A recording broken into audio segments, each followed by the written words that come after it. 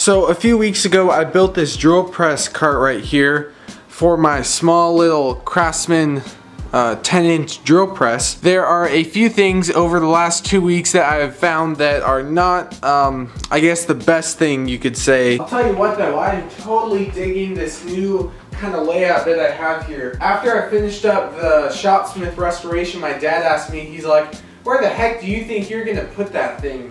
And I guess this is kind of the, but since then I've actually kind of figured it out. And I ended up moving all of the carts that were along that wall in front of this workbench right here. And this actually kind of forces me to, whenever I need to work on this workbench, I have to pull out the carts. Whenever they were back over here, I had this kind of habit of, oh well, I guess I'm not going to pull the cart out because I'm only making 1 or 2 cuts. But now with this, since the workbench is behind all of these different carts right here, I have to pull them out when I need them.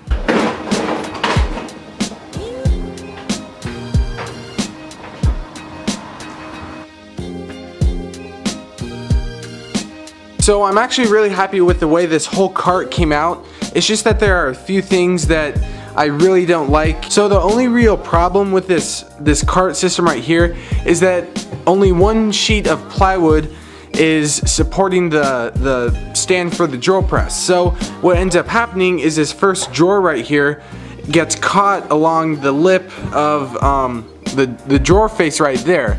And I tried to have an equal reveal along the whole edge right here, and I've actually tried to plane it down a little bit in the middle just so I could get the drawer open, but it has actually begun to sag in the middle because all of the pressure and the weight of the drill press is focused on this one little section.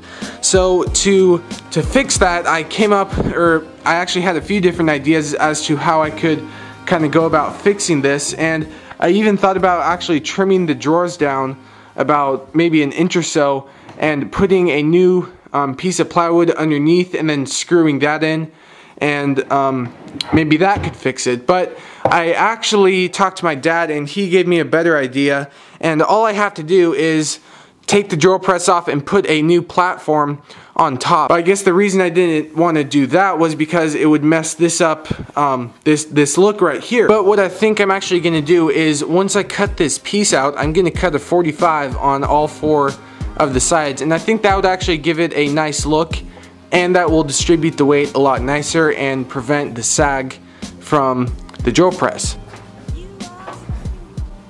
And I think this sheet of plywood right here will be perfect for this.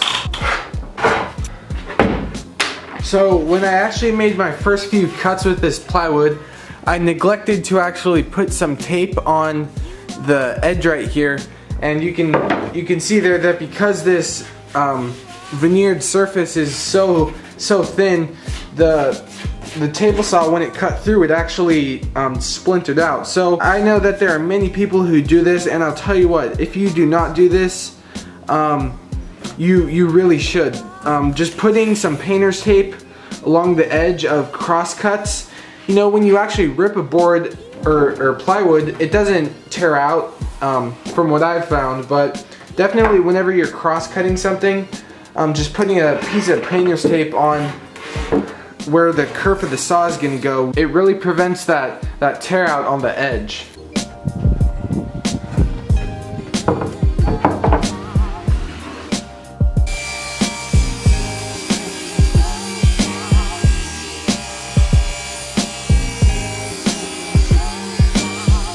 So I think it should be a little bit wider and longer than the actual base of the drill press, because that will help distribute the weight a lot better.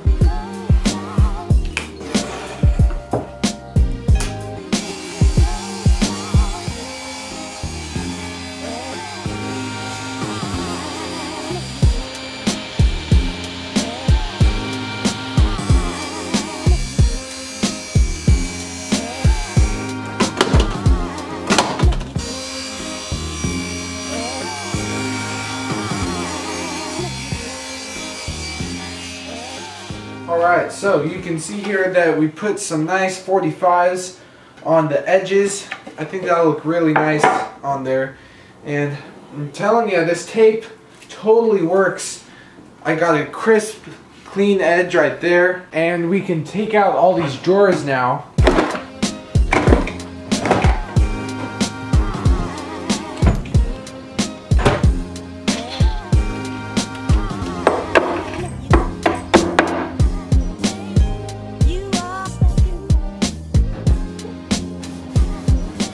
So what I'm thinking for this thing is somewhere right about in here. I didn't go all the way out to the edge because I feel like that would just look too chunky. I already have this trim right here on the front face, and I think doubling up the layers in the front wouldn't look that good. So I brought it in a fair bit, and I also put some 45s on there like I said, and I think that gives it a little bit nicer look too. So now I just need to center it, and I'm just going to use a square to kind of match up all of the faces.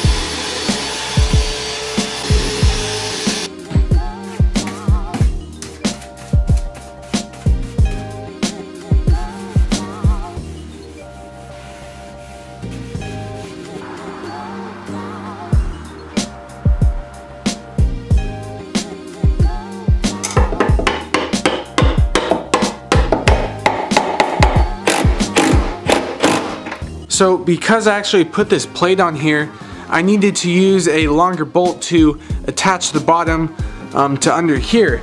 And I actually only had one bolt that was long enough and actually fit under there. So I will have to get another one of those eventually.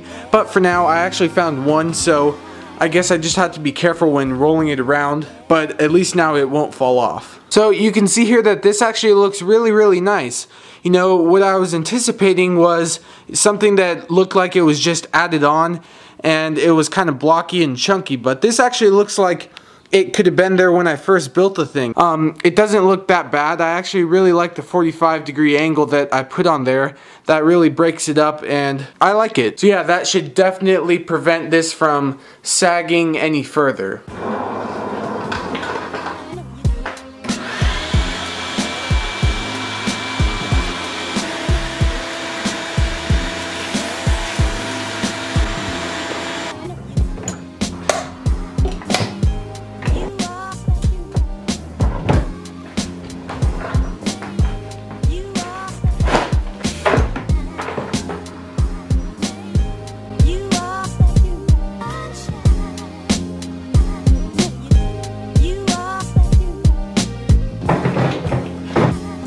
Alright guys, so here is the finished cart for now. I was thinking about this a few minutes ago, and I'll probably make several more modifications to this in the near future, but I probably won't make an entire video on that. But this was something major that I really needed to fix. I showed you one really close-up right here, and there is actually no dip in there at all. I think that maybe when I actually screwed this plate down, it might have actually pulled this sheet of plywood perfectly flat again. So that worked out really nicely, and this drawer no longer gets caught right here. It just worked out really nice. So yeah, that is pretty much going to be it for this one. I hope you all enjoyed it. If you did, I'd love to have you subscribe if you have not already. Also, if you could hit that like button, guys, I really would appreciate that also. And yeah, that is pretty much it for this quick little video, and I will see you guys in the next one.